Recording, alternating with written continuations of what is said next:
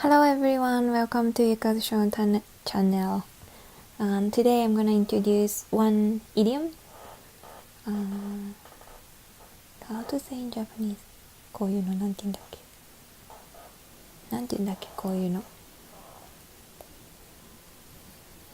You know, I getting forget Japanese all the time. Anyway, so last time, do you remember I introduced one character? 柑橘類の類。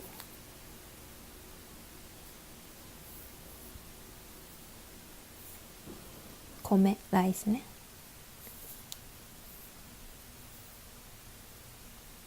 大きい、大、ビッグ。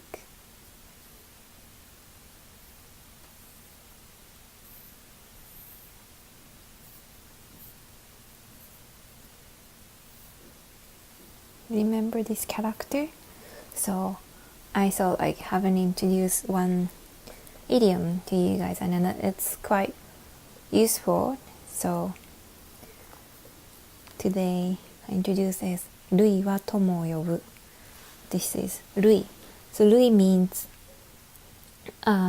some group, sort, kind, be similar, class. Those meaning.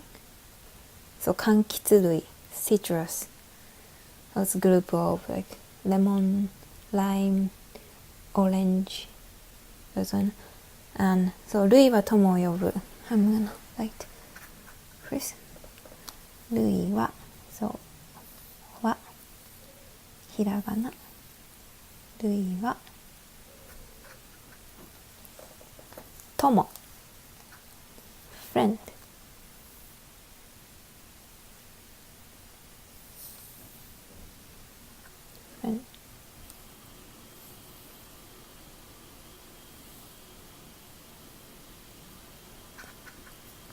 を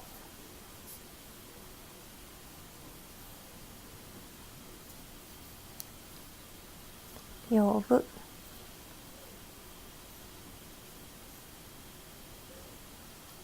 call